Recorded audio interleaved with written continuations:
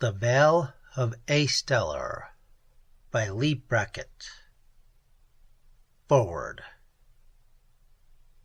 A little over a year ago, solar arbitrary time, a message rocket dropped into the receiving chute at the Interworld Space Authority headquarters on Mars.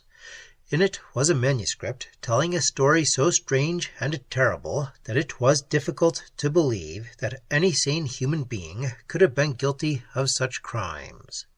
However, through a year of careful investigation, the story has been authenticated beyond doubt, and now the ISA has authorized its release to the public just exactly as it was taken from the battered rocket. The veil, the light that came from nowhere to swallow ships, has disappeared. Spacemen all over the solar system, tramp traders and captains of luxury liners alike, have welcomed this knowledge as only men can who have lived in constant peril. The veil is gone, and with it some of the crushing terror of the alien beyond. We know its full name now, the Vale of Astellar. We know the place of its origin, a world outlawed from space and time. We know the reason for its being. Through this story, written in the agony of one man's soul, we know these things, and we know the manner of the Vale's destruction. Chapter 1. Corpse at the Canal. There had been a brawl at Madame Khan's on the Jakara Low-Canal. Some little Martian glory-holer had got too high on Thill, and pretty soon the spiked knuckle-dusters they use around there began to flash, and the little Martian had pulled his last feed valve. They threw what was left of him out onto the stones of the embankment almost at my feet. I suppose that was why I stopped, because I had to, or trip over him. And then I stared. The thin red sunlight came down out of a clear green sky. Red sand whispered in the desert beyond the city walls, and red-brown water ran slow and sullen in the canal. The Martian lay twisted over on his back, with his torn throat spilling the reddest red of all across the dirty stones. He was dead. He had green eyes, wide open, and he was dead. I stood by him, I don't know how long. There wasn't any time. No sunlight shimmered now, no sense of people passing, no sound, nothing. Nothing but his dead face looking up at me, green-eyed, with his lips pulled back off his white teeth. I didn't know him. Alive, he was just another Martian snipe. Dead, he was just meat. Dead, the Martian trash. No time, just the dead man's face, smiling. And then something touched me. Thought, a sudden bursting flame of it, hit my mind, drawing it back like a magnet drawing heavy steel. Somebody's thought, directed at me. A raw, sick horror, a fear and a compassion so deep it shook my heart. One clear, sharp thrust of word images came to me now. "He looks like Lucifer crying for heaven," the message said. "His eyes, oh dark angel, his eyes." I shut those eyes. Sweat broke cold on me. I swayed, and then I made the world come back into focus again. Sunlight, sand, noise and stench, and people crowding, the thunder of rockets from the spaceport 2 Mars miles away, all in focus. I looked up and saw the girl. She was standing just beyond the dead man, almost touching him. There was a young fellow with her. I saw him vaguely, but he didn't matter then. Nothing mattered but the girl. She was wearing a blue dress, and she was staring at me with a smoke-gray gaze out of a face as white as stripped bone. The sunlight and the noise and people went away again, leaving me alone with her. I felt the locket burn me under my spaceman's black, and my heart seemed to stop beating. "Missy," I said, "Missy." "Like Lucifer, but Lucifer turned saint," her mind was saying. I laughed of a sudden, short and harsh. The world came back in place and stayed there, and so did I. Missy, Missy, bosh, Missy's been dead a long, long time. It was the red hair that fooled me. The same dark red hair, straight and heavy as a horse's tail, coiled on her white neck and her smoke-gray eyes. Something, too, about her freckles and the way her mouth pulled up on one side as though it couldn't stop smiling. Otherwise, she didn't look much like Missy. She was taller and bonier. Life had kicked her around some, and she showed it. Missy never had worn that tired, grim look. I don't know whether she had developed a tough, unbreakable character, such as the girl before me, either. I couldn't read minds then. This girl, looking at me, had a lot in her mind that she wouldn't want known. I didn't like the idea of her catching me in a rare off moment. "What do you babies think you're doing here?" I said. The young man answered me. He was a lot like her, plain, simple, a lot tougher inside than he looked. A kid who had learned how to take punishment and go on fighting. He was sick now, and angry, and a little scared. "We thought in broad daylight it would be safe," he answered. "Day or night, it's all the same to this hole. I'd get out." Without moving, the girl was still looking at me, not even realizing that she was doing it. "White hair," she was thinking, "but he isn't old. Not much older than Brad, in spite of the lines. Suffering, not age." "You're off the Queen of Jupiter, aren't you?" I asked them. I knew they were. The Queen was the only passenger tub in Jikara then. I was interested only because she looked like Missy, but Missy had been dead a long time. The young man she thought of as Brad spoke. "Yes," he said, "we're going out to Jupiter, to the colonies." He pulled at the girl gently. "Come on, Virgie, we'd better go back to the ship." I was sweating and cold, colder than the corpse at my feet. I laughed, but not loud. "Yes," I said, "get back to the ship where it's safe." The girl hadn't stirred, hadn't taken her eyes off me. Still afraid, not so compassionate now, but still with her mind on me. "His eyes burn," she was thinking. "What color are they? No color, really, just dark and cold and burning. They've looked into horror and heaven." I let her look into them. She flushed after a while, and I smiled. She was angry, but she couldn't look away, and I held her, smiling, until the young man pulled her again, not so gently. "Come on, Virgie." She broke free from me then, turning with an angular, coltish grace. My stomach felt like somebody stabbed it suddenly. The way she held her head. She looked back at me, sullenly, not wanting to. "You remind me of someone," she said. "Are you from the Queen of Jupiter, too?" Her voice was like Missy's, deeper maybe, throatier, but enough like it. "Yeah, spaceman first class." "Then maybe that's where I noticed you." She turned the wedding ring on her finger, not thinking about it, and frowned. "What's your name?" "Goat," I said. "J. Goat." "J. Goat," she repeated. "What an odd name, but it's not unusual. I wonder why it interests me so much." "Come on, Virgie," Brad said crossly. I didn't give her any help. I looked at her until she flushed crimson and turned away. I read her thoughts. They were worth reading.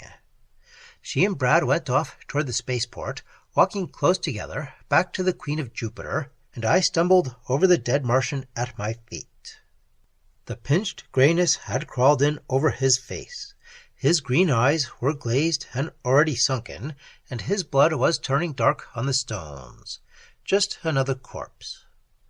I laughed. I put my black boot under the twist of his back and pushed him off into the sullen, red-brown water, and I laughed because my own blood was still hot and beating in me so hard it hurt. He was dead, so I let him go. I smiled at the splash and the fading ripples. She was wrong, I thought. It isn't J, J-A-Y. It's just plain J. Goat. J for Judas.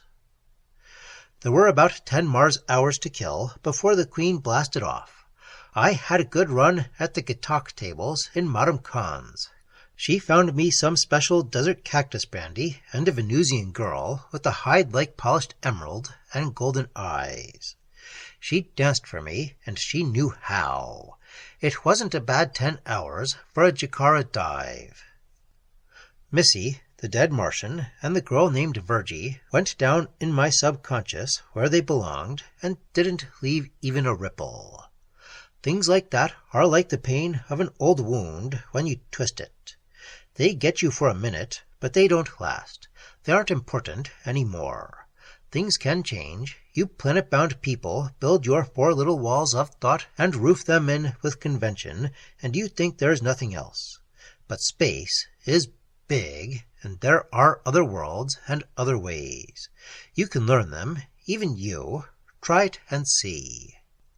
I finished the fiery green brandy. I filled the hollow between the Venusian dancer's emerald breasts with Martian silver and kissed her, and went away with the faint taste of fish on my lips, back toward the spaceport.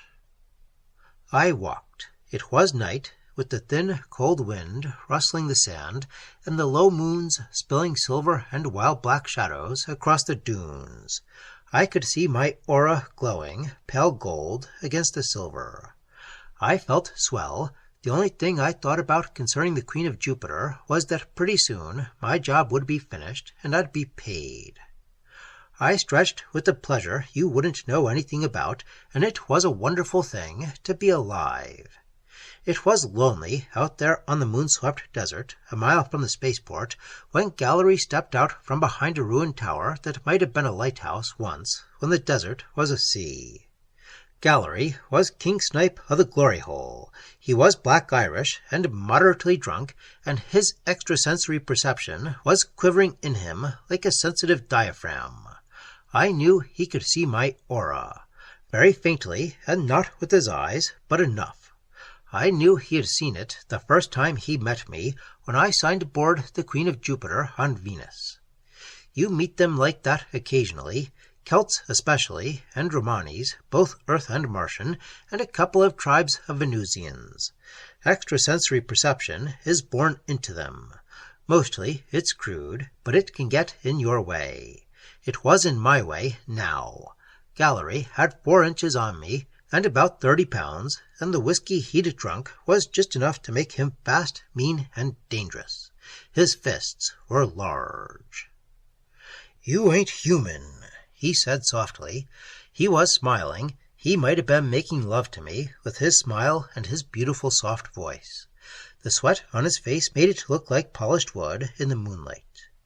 "No, Gallery," I said. "Not any more. Not for a long time." He swayed slightly over his flexed knees. I could see his eyes. The blueness was washed out of them by the moonlight. There was only fear left, hard and shining. His voice was still soft, still singing. "What are you, then? And what will you be wantin' with the ship?" "Nothing with the ship, Gallery, only with the people on her. And as to what I am, what difference does it make?" "None," said Gallery, "none, because I'm going to kill you now." I laughed, not making any sound. He nodded his black head slowly. "Show me your teeth, if you will. You'll be showing them to the desert sky soon, out of a picked skull." He opened his hands. The racing moonlight showed me a silver crucifix in each of his palms. "No, Gallery," I said softly. "Maybe you could call me a vampire, but I'm not that kind." He closed his hands again over the crosses and started forward, one slow step at a time. I could hear his boots in the blowing sand. I didn't move. "You can't kill me, Gallery." He didn't stop. He didn't speak. The sweat was trickling down his skin. He was afraid, but he didn't stop. "You'll die here, Gallery, without a priest." He didn't stop. "Go on to the town, Gallery. Hide there till the Queen's gone. You'll be safe. Do you love the others enough to die for them?" He stopped then. He frowned like a puzzled kid. It was a new thought. I got the answer before he said it. What does love have to do with it? They're people. He came on again, and I opened my eyes wide. Gallery, I said. He was close enough to smell the raw whiskey on his breath. I looked up into his face. I caught his eyes and held them, and he stopped, slowly, dragging his feet as though all of a sudden there were weights on them. I held his eyes. I could hear his thoughts. They were the same. They're always the same. He raised his fists up, too slowly, as though he might be lifting a man's weight on each of them. His lips drew back. I could see the wet shine of his teeth and hear the labored breath go between them, hoarse and rough. I smiled at him and held his eyes with mine. He went down to his knees, inch by inch, fighting me, but down.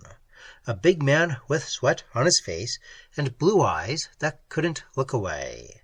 His hands opened, the silver crosses fell out and lay there glittering on the sand.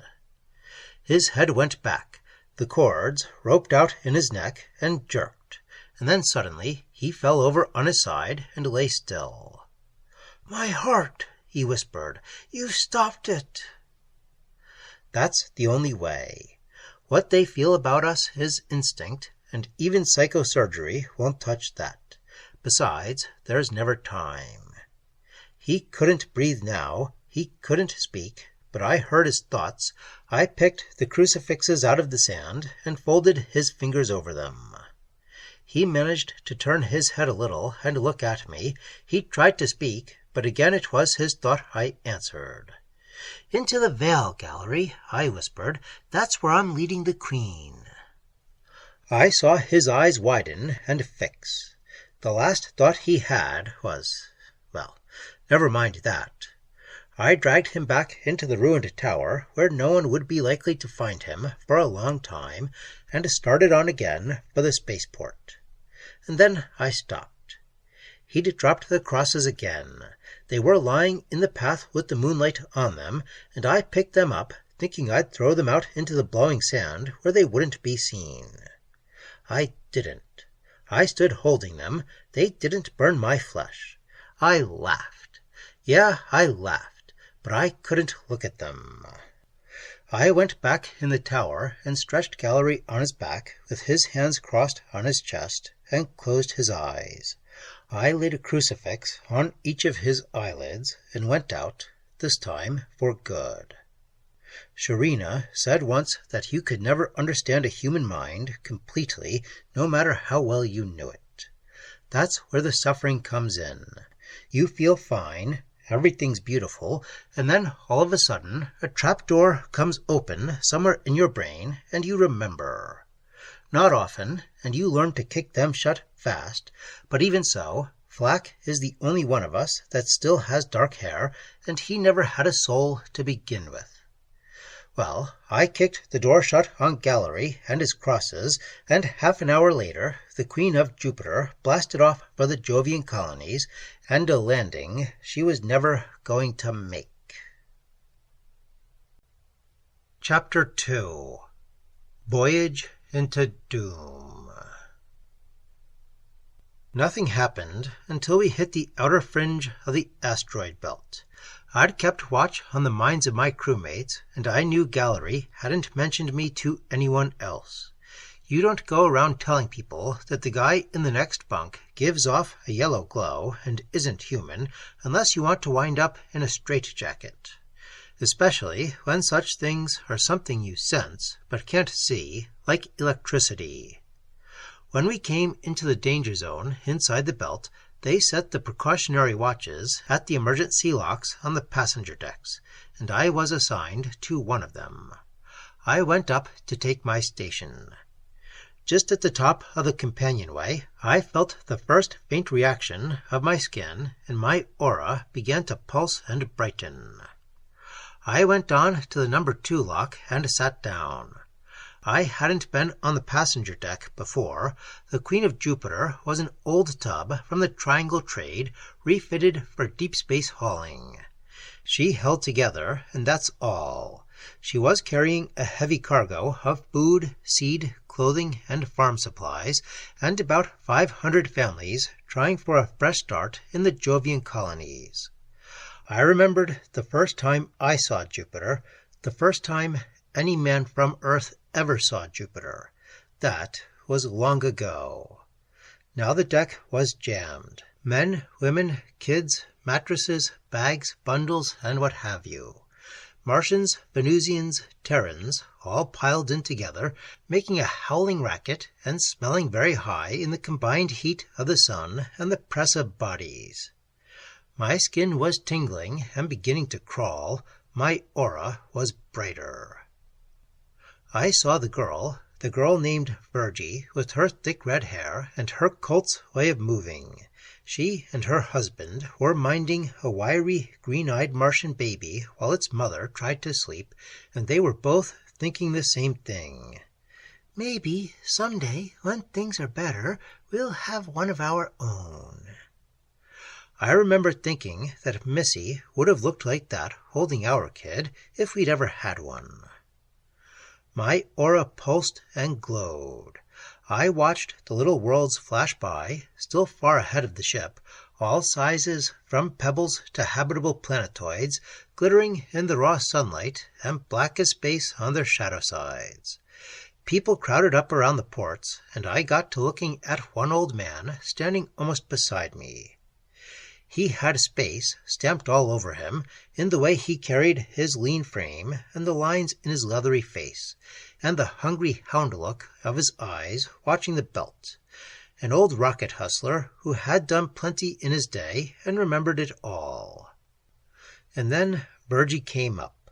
Of all the women on deck, it had to be Virgie. Brad was with her, and she was still holding the baby. She had her back to me, looking out. "It's wonderful," she said softly. "Oh, Brad, just look at it." "Wonderful and deadly," the old spaceman said to himself. He looked around and smiled at Virgie. "Your first trip out?" "Yes, for both of us. I suppose we're very starry-eyed about it, but it's strange." She made a little helpless gesture. "I know. There aren't any words for it." He turned back to the port. His voice and his face were blank, but I could read his mind. "I used to kick the supply ships through to the first settlement 50 years ago," he said. "There were 10 of us doing that. I'm the only one left." "The belt was dangerous then, before they got the Rossen deflectors," Brad said. "The belt," said the old man softly, "only got 3 of them." Virgie lifted her red head. "Then what?" The old man didn't hear her. His thoughts were way off. 6 of the best men in space, and then, 11 years ago, my son," he said to no one. A woman standing beside him turned her head. I saw the wide, raw shine of terror in her eyes and the sudden stiffness of her lips. "The veil," she whispered. "That's what you mean, isn't it? The veil." The old man tried to shut her up, but Virgie broke in. "What about the veil?" she asked. "I've heard of it, vaguely. What is it?" The Martian baby was absorbed in a silver chain she wore around her neck.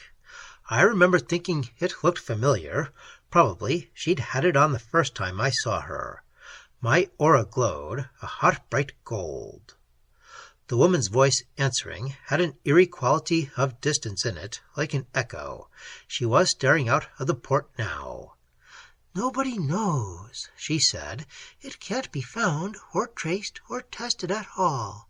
My brother is a spaceman. He saw it once from a great distance, reaching from nowhere to swallow a ship. A veil of light.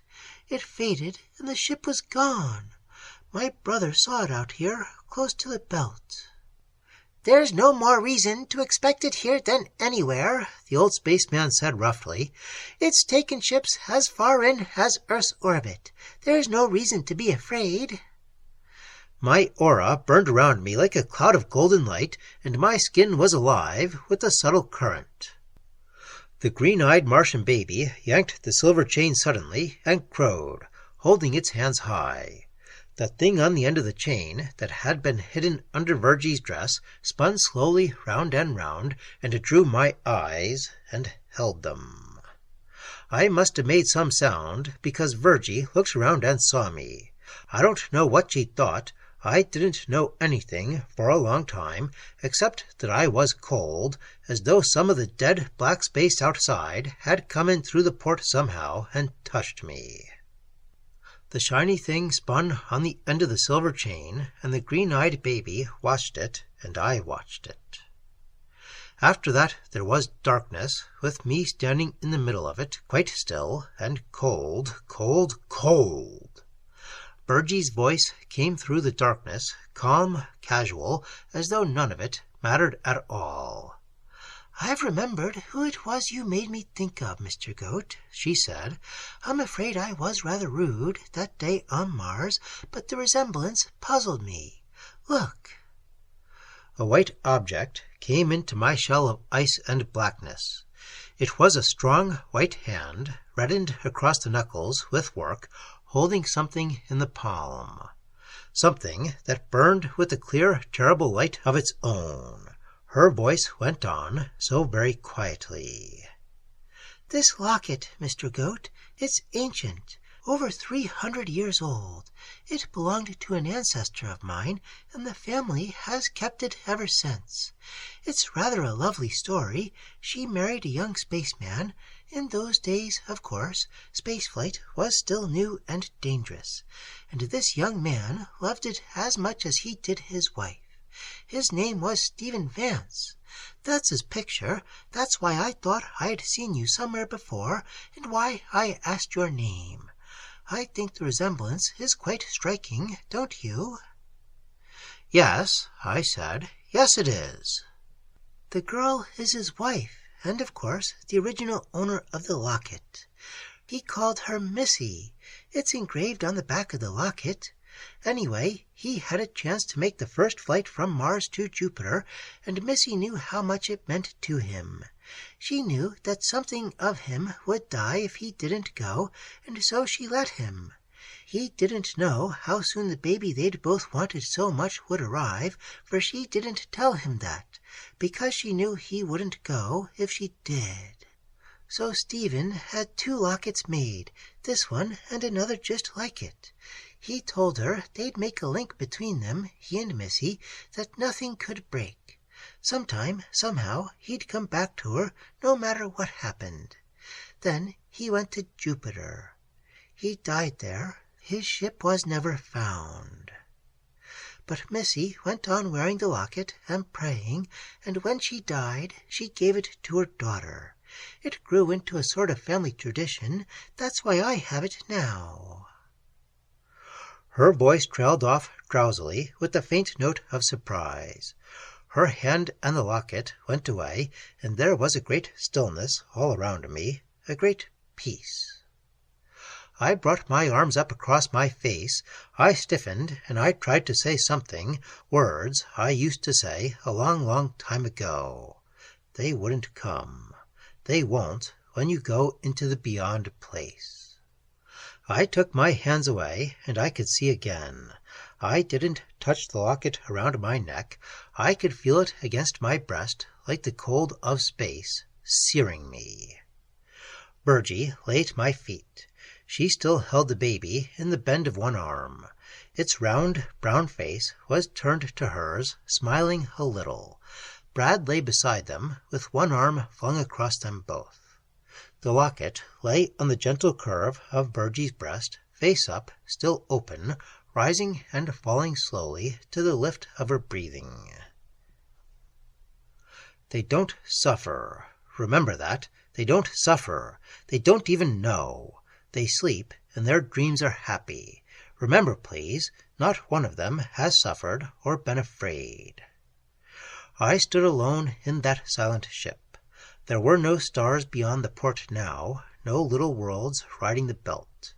There was only a veil of light wrapped close around the ship, a soft web of green and purple and gold and blue, spun on a shimmering grey woof that was not colour at all, and held there with threads of scarlet. There was the familiar dimming of the electrics inside the ship. The people slept on the broad deck. I could hear their breathing, soft and slow and peaceful. My aura burned like a golden cloud around me, and inside it my body beat and pulsed with life. I looked down at the locket, at Missy's face. If you'd told me, oh, Missy, if you'd only told me, I could have saved you. Virgie's red hair, dark and straight and heavy on her white neck. Virgie's smoke-grey eyes, half open and dreaming. Missy's hair, Missy's eyes. Mine, part of my flesh, part of my bone, part of my blood. Part of the life that still beat and pulsed inside me. 300 years. Oh, if I could only pray, I thought. I knelt down beside her. I put out my hand. The golden light came out of the flesh and veiled her face. I took my hand away and got up slowly, more slowly than Gallery fell when he died. The shimmer of the veil was all through the ship now, in the air, in every atom of its wood and metal. I moved in it, a shining golden thing, alive and young in a silent, sleeping world. 300 years, and Missy was dead, and now the locket had brought her back. Did Judas feel like this when the rope tore the life out of him? But Judas died. I walked in the silence, wrapped in my golden cloud, and my heartbeat shook me like the blows of a man's fist. A strong heart, a young, strong heart. The ship swerved slowly, drawn out of its arc of freefall toward Jupiter. The auxiliaries had not been cut in yet for the belt. The veil just closed around the hull and drew it easily. It's just an application of willpower. Teleportation, the strength of mind and thought amplified by the X crystals and directed like a radio beam.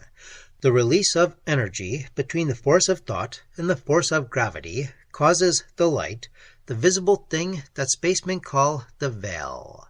The hypnotic sleep impulse is sent the same way through the X crystals on Astellar. Sharina says it's a simple thing, a child's trick in its own space-time matrix. All it requires is a focal point to guide it, a special vibration it can follow like a torch in the void, such as the aura around flesh, human or not, that has bathed in the cloud. A Judas goat to lead the sheep to slaughter. I walked in my golden light. The pleasure of subtle energies pricked and flared across my skin. I was going home. And Missy was still alive. 300 years, and she was still alive. Her blood and mine alive together in a girl named Virgie. And I was taking her to Astellar, the world its own dimension didn't want. I guess it was the stopping of the current across my skin that roused me half an eternity later. My aura had paled to its normal faintness. I heard the faint grating ring of metal on stone, and I knew the Queen of Jupiter had made her last landing. I was home. I was sitting on the edge of my own bunk. I didn't know how I got there. I was holding my head on my clenched fists, and when I opened them, my own locket fell out. There was blood on my palms. I got up and walked through the silence, through the hard, impersonal glare of the electrics, to the nearest airlock, and went out. The Queen of Jupiter lay in a rounded cradle of rock, worn smooth. Back at the top of the chute, the space doors were closed, and the last echo of the air pumps was dying away against the low roof of the cavern. The rock is a pale translucent green, carved and polished into beauty that stabs you breathless no matter how many times you see it. Astellar is a little world, only about half the size of Vesta. Outside, it's nothing but black slag, without even a trace of mineral to attract a tramp miner. When they want to, they can bend the light around it so that the finest spacescope can't find it, and the same thought force that makes the veil can move Astellar where they wish it to go. Since traffic through the belt has grown fairly heavy, they haven't moved it much. They haven't had to. I went across the cavern in the pale green light. There's a wide ramp that goes up from the floor like the sweep of an angel's wing. Flack was waiting for me near the foot of it, outlined in the faint gold of his aura. "Hi, Steve," he said, and looked at the Queen of Jupiter with his queer gray eyes. His hair was as black as mine used to be, his skin space-burned, dark and leathery. His eyes looked out of the darkness like pale spots of moonlight, faintly luminous and without a soul. I knew Flack before he became one of us, and I thought then that he was less human than the Astellarians. "A good haul this time, Steve?" he asked. "Yeah." I tried to get past him. He caught my arm. "Hey, what's eating you?" he said. "Nothing." I shook him off. He smiled and stepped in front of me, a big man, as big as Gallery and a lot tougher, with the mind that could meet mine on an equal footing. "Don't give me that, Stevie. Something's... Hey." He pushed my chin up suddenly, and his pale eyes glowed and narrowed. "What's this?" he said. "Tears?" He stared at me a minute, slack-jawed, and then he began to laugh. I hit him. Chapter 3. Wages of Evil. Flack went sprawling backward onto the loosened stone. I went by him up the curve of the ramp. I went fast, but it was already too late. The airlocks of the Queen of Jupiter opened behind me. I stopped. I stopped the way Gallery did in the blowing Martian sand, slowly, dragging weights on my feet. I didn't want to. I didn't want to turn around, but there was nothing I could do about it. My body turned by itself. Flack was on his feet again, leaning up against the carved green wall, looking at me. Blood ran out over his lip and down his chin.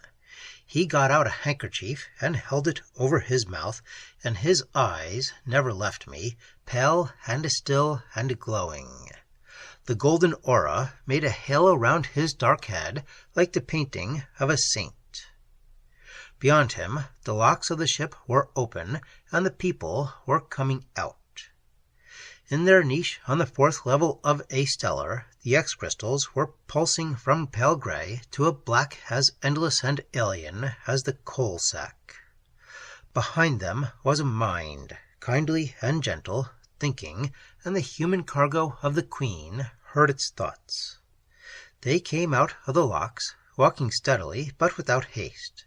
They formed into a loose column and came across the green translucent floor of the cavern and up the ramp, walking easily, their breathing deep and quiet, their eyes half open and full of dreams.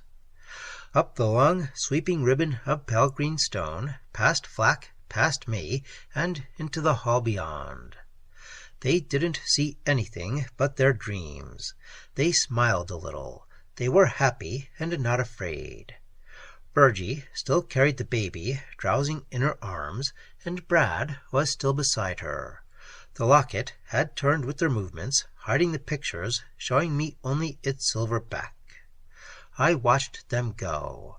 The hall beyond the ramp was gem-cut from milky crystal and inlaid with metals that came from another dimension, radioactive metals that filled the crystal walls and the air between them with softened, misty fire.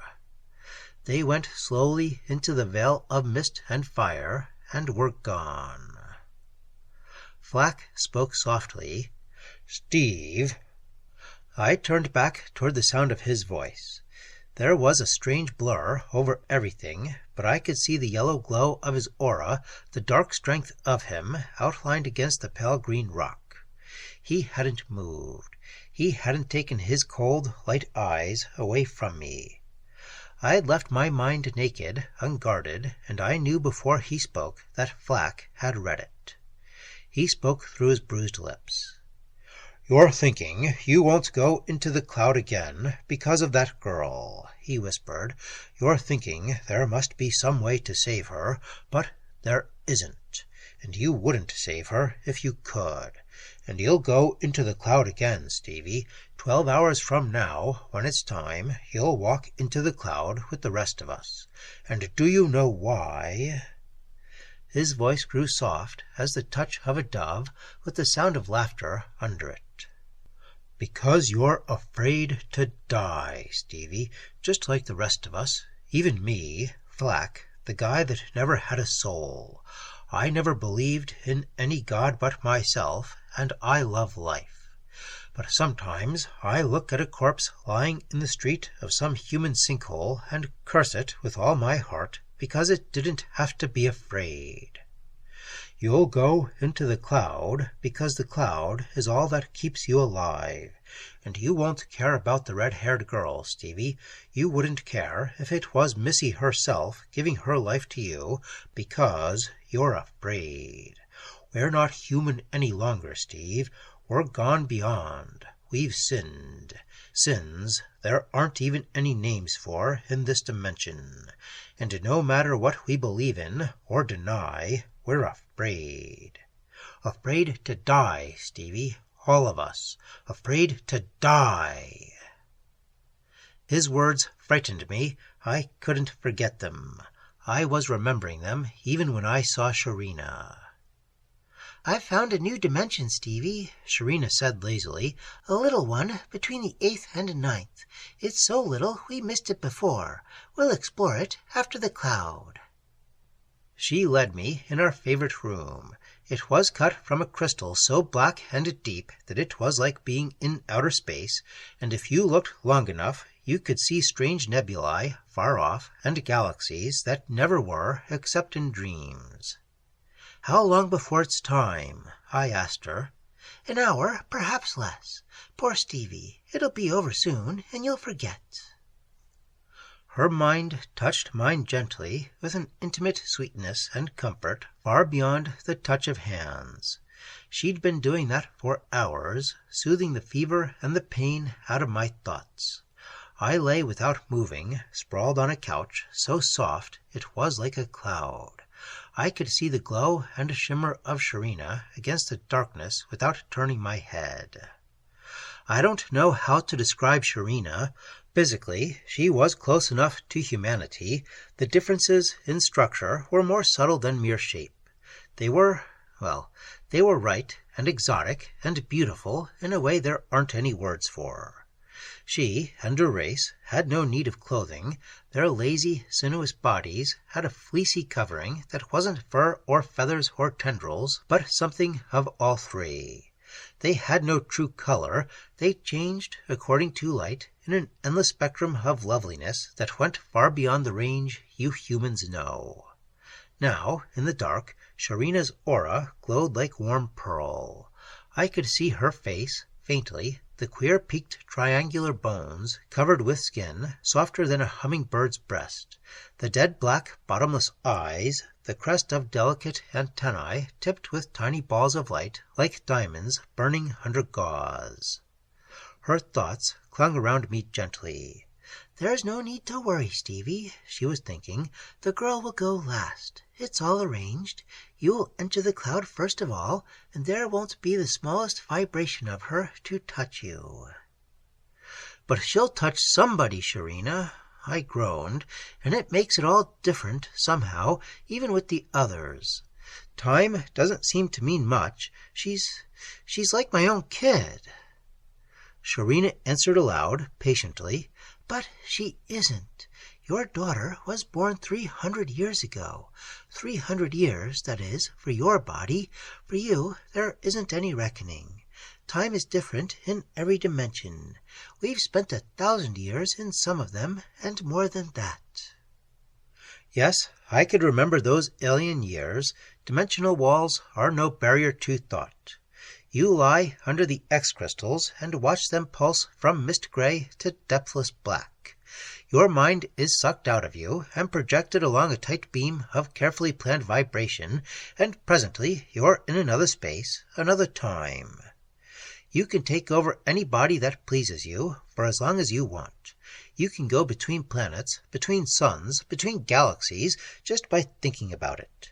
You can see things, do things, taste experiences that all the languages of our space-time continuum put together have no words for. Sharina and I had done a lot of wandering, a lot of seeing, and a lot of tasting, and the interlocking universes are infinite. I can't help worrying, Sharina, I told her. I don't want to feel like this, but I can't help it. Right now, I'm human. Just plain Steve Vance of Beverly Hills, California, on the planet Earth. I can't bear my memories. My throat closed up. I was sick and covered with cold sweat, and closer to going crazy than ever before in all my Satan knows how many years. Sharina's voice came through the darkness. It was like a bird call, a flute, a ripple of water over stones, and like nothing that any of you ever heard or ever will hear. "Stevie," she said, "listen to me. You are not human any more. You haven't been human since the first time you walked in the cloud. You have no more contact with those people than they have with the beasts they raise for slaughter." "But I can't help remembering." "All right, remember then. Remember how from birth you were different from other men, how you had to go on and out to see things no man had ever seen before, to fight space itself with your heart and your ship and your 2 hands. I could recall it. The first man to dare the belt, the first man to see Jupiter blazing in its swarm of moons. That's why, when we caught you in the veil and brought you to Astellar, we saved you from the cloud. You had something rare, a strength, a sweep of vision and desire. You could give us something we wanted, an easier contact with human ships, and in return we gave you life and freedom." She paused and added softly, "And myself, Stevie." "Sharina!" A lot of things met and mingled in our thoughts. Emotions born of alien bodies we had shared. Memories of battle and beauty, of terror and love, under suns that never burned afterward, even in one's dreams.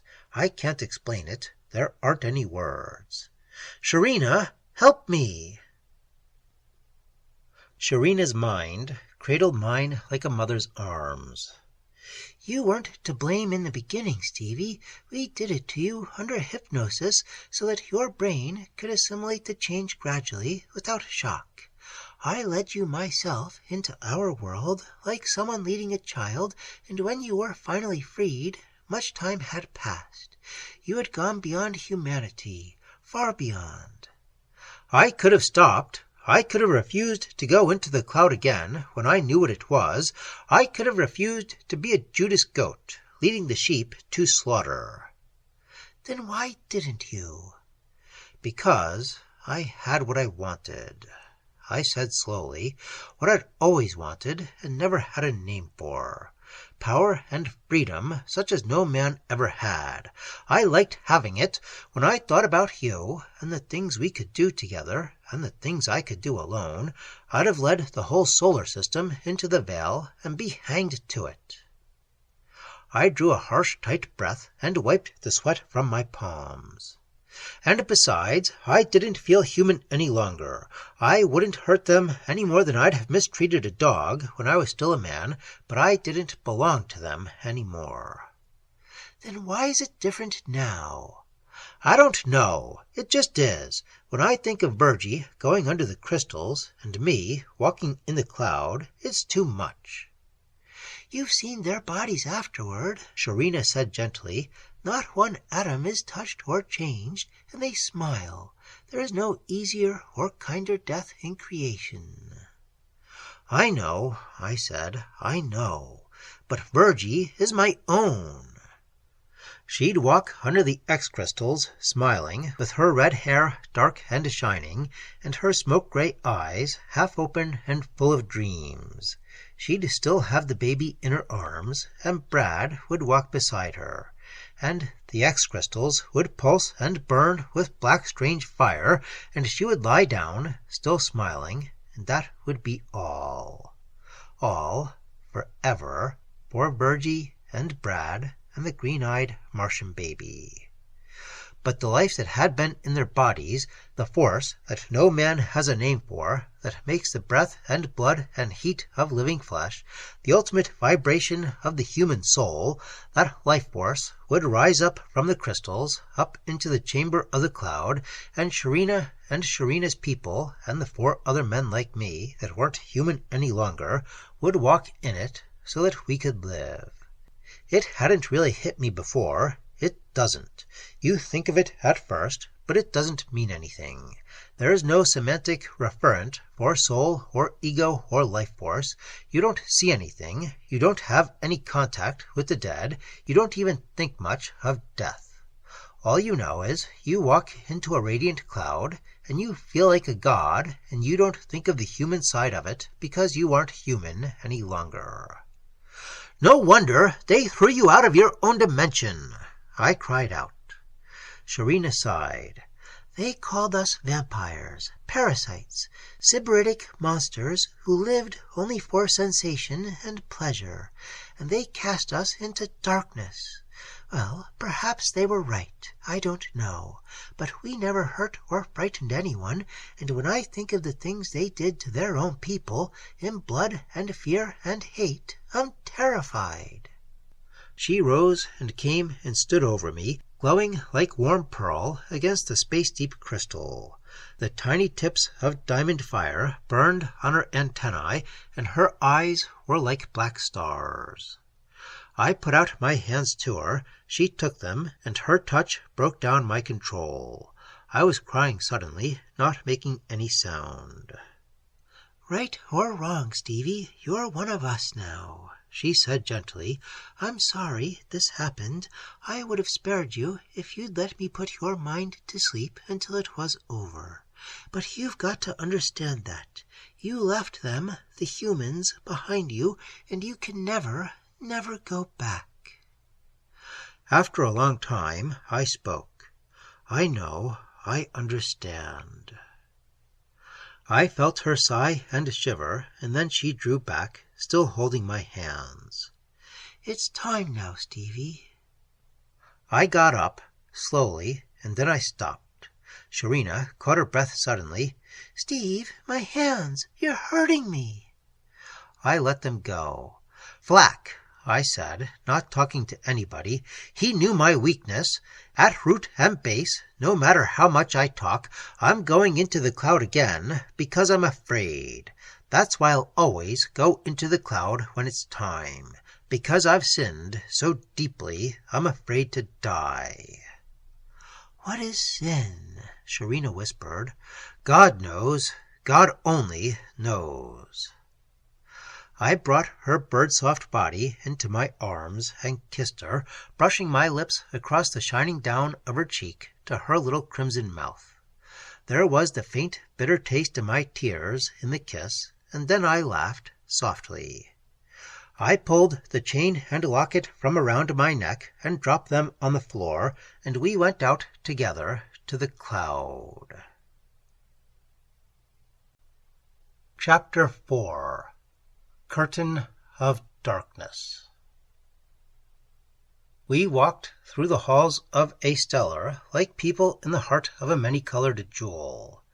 Halls of amber and amethyst and cinnabar, of dragon green and gray, the color of morning mist, and colors there are no names for in this dimension. The others joined us, coming from the crystal cells where they spent their time. Sharina's people, velvet-eyed and gentle, with their crowns of fire-tipped antennae. They were like a living rainbow in the jewel light of the halls. Flack and myself and the 3 others, only 5 men, and all the time Astellar had been in our dimension, with the kind of minds Sharina's people wanted, wore our spacemen's black, walking in our golden auras. I saw Flack looking at me, but I didn't meet his eyes. We came, finally, to the place of the cloud in the center of Astellar. The plain ebon-colored doors stood open. Beyond them there was a mist like curdled sunshine, motes of pure bright gilded radiance, coiling and dancing in a cloud of living light. Sharina took my hand. I knew she wanted to keep me from thinking about the place below, where still, through hypnotic command, the men and women and children from the Queen of Jupiter were walking under the X-crystals to their last long sleep. I held her tightly, and we stepped through into the cloud. The light closed us in. We walked on something that was not rock, nor anything tangible, but a vibration of force from the X-crystals that held us on a tingling, buoyant web. And the golden living light clung to us, caressing, spilling over the skin in tiny rippling waves of fire. I was hungry for it. My body stretched, lifting up. I walked on the vibrant web of power under my feet, my head up, the breath stopped in my throat, every separate atom of my flesh rejuvenated, throbbing and blazing and pulsing with life. Life! And then it hit me. I didn't want to. I thought I had it down for good, where it couldn't bother me any more. I thought I'd made my peace with whatever soul I'd had or lost. I didn't want to think. But I did. It struck me suddenly. Like a meteor crashing a ship in space, like the first naked blaze of the sun when you clear the dark side peaks of Mercury, like death, the ultimate final thing you can't dodge or get around. I knew what that life was and where it came from and how it had changed me. It was Virgie. Virgie, with her blasted red hair and her smoke-gray eyes and Missy's life in her, and mine. Why did she have to be sent? Why did I have to meet her beside that dead Martian on the Low-Canal? But I had met her, and suddenly I knew. I knew! I don't remember what I did. I must have wrenched loose from Sharina's hand. I felt her startled thought touch my brain, and then it broke away, and I was running through the golden cloud toward the exit beyond. Running without control, running at top speed. I think I tried to scream. I don't know. I was clean crazy. But I can remember even then that I sensed somebody running beside me, pacing me through the brilliant blindness of the cloud. I plunged out into the hall beyond. It was blue like still deep water, and empty. I ran. I didn't want to run. Some sane corner of my mind cried out to Sharina for help, but she couldn't get through the shrieking chaos of the rest of it. I ran. And somebody ran behind me. I didn't turn around. I didn't care. I hardly knew it. But somebody ran behind me on long, fleet legs. Down the blue hall, and into another one that was all flame color, shot with gray, and down that to a curving ramp cut from dark amber that dropped to the level below, the level where the X-crystals were. I rushed down the amber path, bounding like a stag, with the hounds close behind, through a crystal silence that threw the sound of my breathing back at me, harsh and tearing. There was a circular place at the bottom of the ramp where 4 hallways met, a place jewel-carved in somber, depthless purple. I came into it, and from 3 of the hall mouths men stepped out to meet me. Men with young faces and snow-white hair and naked bodies burning gold against the purple. I stopped in the center of the floor. I heard bare feet racing on the ramp behind me, and I knew without looking who it was. Flack. He circled and fixed me with his cold, strange eyes, like moonlight in his dark face. Somewhere he had found a blaster. He held it on me. Not on my head or heart, but at my middle. "I thought you might blow your top, Stevie," he said, "so we kind of stood by in case you'd try something." I stood still. I didn't have any feelings. I was beyond that. I was crazy, clean stark crazy, thinking of time and the crystals pulsing just beyond my reach. "Get out of my way," I warned him. Flack smiled. there was no humor in it. The three men moved in a little behind him. They looked at Flack, and they looked at me, and they didn't like any of it, but they were afraid. Afraid to die, like all of us, even Flack, who never had a soul. Flack acted like someone being patient with a naughty child. "Will you come back with us, Stevie, or do I blow your insides out, here and now?" he asked me. I looked at his cold, queer eyes. "You'd like that?" "Yeah." He ran the red tip of his tongue over his swollen lips. "Yeah, but I'm letting you choose." "All right," I said. "All right, I'll choose." I was crazy. I jumped him. I hit him first with my mind. Flack was strong, but I was 50 years older in the cloud than he was, and Sharina had taught me things. I gathered all the force I had and let him have it, and he had to marshal his own thought force to fight it off, so that for a second he couldn't manage the blaster with his conscious mind. Instinctive reflex sent a crimson stream of deadly power smoking past me when I dived in low. It seared my skin, but that was all. We fell, threshing on the purple stone. Flack was strong. He was bigger than I, and heavier, and viciously mean. He beat most of the sense out of me, but I'd caught his gun wrist and wouldn't let go. The three others took their golden auras back a little toward the hall mouth, afraid the blaster might let off and hit them. They thought Flack could handle me, and they were afraid. So they drew back and used their minds on me, trying to hammer me down. I don't know yet why they couldn't. I guess it was because of a lot of things. Sharina's teaching, my greater age, and the fact that I wasn't thinking consciously of anything. I was just a thing that had started someplace and was going through.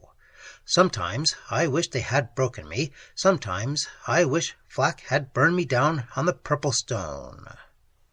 I shook off their thought blows. I took the pounding of Flack's big fist and the savaging of his feet and knees and put all of my strength into bending his arm. I yanked it away from me and up and around where I wanted it. I got it there. He made his last play. He broke his heart on it, and it didn't do him any good. I saw his eyes stretched wide in his dark face. I can still see them. I got my finger past his and pressed the firing stud. I got up and walked across the floor, carrying the blaster.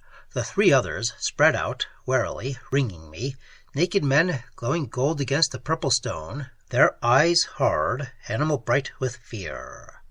I blasted one through the head just as his muscles tensed for the leap. The others came in fast. They knocked me down, and time was passing, and the people walking slowly under the crystals with dreams in their eyes. I kicked one man under the jaw and broke his neck, and the other tried to take the gun away. I had just come from the cloud, and he hadn't. I was strong with the life that pulsed up from the X-crystals. I forced his arms back and pressed the stud again, trying not to see his eyes. And these were my friends. Men I drank and laughed with, and went with sometimes to worlds beyond this universe. I went on, down a hall the color of a Martian dawn. I was empty. I didn't feel or think. There was pain a long way off, and blood in my mouth, but such things didn't matter. I came to the place where the crystals were and stopped. A lot of them had walked under the crystals. Almost half of the 500 families from the Queen of Jupiter. They lay still on the black floor, and there was plenty of room. They didn't crowd the others coming after them, a slow, quiet stream of human beings with dreams in their eyes. The crystals hung in a wide circle, tilting slightly inward. They pulsed with the blackness that was beyond mere dark. A negative thing, as blazing and tangible as sunlight. The angle of tilt and the tuning of the facets against one another made the difference in the result, whether projecting the veil, or motive power, or hypnosis, or serving as a gateway to another time and space, or sucking the power of life from human bodies. I could see the pale shimmer of force in the center, a sort of vortex between the limitless, burning black facets that rose from the quiet bodies to the chamber of the cloud above. I could see the faces of the dead. They were still smiling. The controls were on the other side. I ran. I was dead inside, as dead as the corpses on the floor, but I ran. I remember thinking it was funny to run when you were dead. I kept on the outside of the crystals and ran with all my strength to the controls. I saw Virgie. She was way back in the procession, and she was just as I knew she'd be, with Brad beside her and the green-eyed baby still in her arms, asleep. Virgie, with her gleaming red hair and Missy's eyes. I grabbed the controls and wrenched them over, and the shimmering vortex disappeared. I spun the great hexagonal wheel and notched it for full-power hypnosis and ran out onto the floor among the dead. I told the living what to do. I didn't waken them. They turned and went back the way they came, back toward the Queen of Jupiter, running hard and still smiling, still not afraid. I went back to the wheel and turned it again to a notch marked in their danger color, and then I followed the last of the humans into the hall. At the doorway, I turned and raised my blaster. I saw Sharina standing under the radiant blackness of the crystals halfway around the curving wall. I felt her mind touch mine and then draw back slowly, the way you take your hand away from someone you loved that has just died. I looked at her eyes. I had to. Why did I do what I did?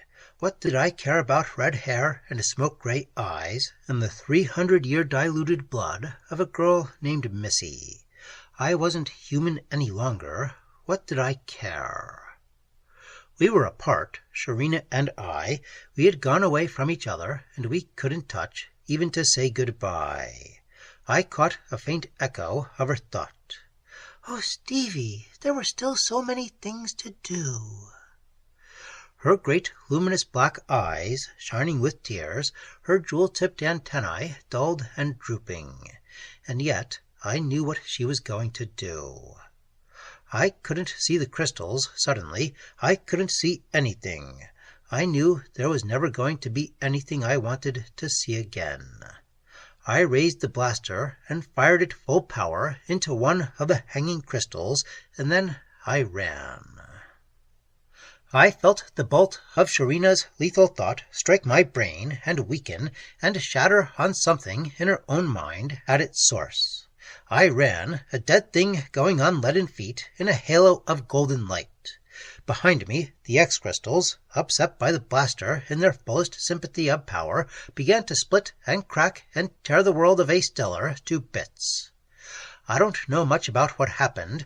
I ran and ran on the heels of the humans who still lived, but I was beyond thinking or feeling. I have vague memories of hallways lined with cells of jewel-toned crystal, halls of amber and amethyst and cinnabar, of dragon green and gray, the color of morning mist, the colors there are no names for in this dimension. Hallways that cracked and split behind me, falling in upon themselves, shards of broken rainbows. And above that, the scream of power from the X-crystals, wrenching and tearing at Astellar. Then, something I heard with my mind, and not my ears, Sharina's people dying in the wreckage. My mind was stunned, but not stunned enough. I could still hear. I can still hear. The Queen of Jupiter was safe. The outward-moving vibration hadn't reached her yet. We got aboard her, and I opened the space doors and blasted her off myself, because the skipper and the first and second officers were asleep for good on Astellar. I didn't watch the death of Astellar. Only after a long time I looked back, and it was gone, and there was only a cloud of bright dust shimmering in the raw sunlight. I set the iron mic for Space Authority headquarters on Mars and turned on the automatic AC warning beam. Then I left the Queen of Jupiter in the number 4 lifeboat, B-deck. That's where I am now, writing this, somewhere between Mars and the Belt. I didn't see Virgie before I went. I didn't see any of them, but especially Virgie. They'll be awake now. I hope their lives are worth what they cost. Astellar is gone. The veil is gone. You don't have to be afraid any more. I'm going to put this manuscript in a message rocket and send it on, so you'll know you don't have to fear. I don't know why I care. I don't know why I'm writing this at all, unless, my God, I know. Why lie? At this stage of the game, why lie? I'm alive now. I'm a young man. But the cloud that kept me that way is gone, and presently I shall grow old, too old, very quickly, and die. And I'm afraid to die. Somewhere in the solar system there must be somebody willing to pray for me. They used to teach me when I was a kid that prayer helped. I want somebody to pray for my soul because I can't do it for myself. If I were glad of what I've done, if I had changed, perhaps then I could pray. But I've gone beyond humanity, and I can't turn back. Maybe prayer doesn't matter. Maybe there's nothing beyond death but oblivion. I hope so, if I could only stop being, stop thinking, stop remembering. I hope to all the gods of all the universes that death is the end. But I don't know, and I'm afraid. Afraid. Judas, Judas, Judas! I betrayed 2 worlds, and there couldn't be a hell deeper than the one I live in now, and still I'm afraid. Why? Why should I care what happens to me? I destroyed Astellar. I destroyed Sharina, whom I loved better than anything in creation. I destroyed my friends, my comrades, and I have destroyed myself. And you're not worth it. Not all the human cattle that breed in the solar system were worth Astellar and Sharina and the things we did beyond space and time together. Why did I give Missy that locket? Why did I have to meet Virgie with her red hair? Why did I remember? Why did I care? Why did I do what I did? Why was I ever born?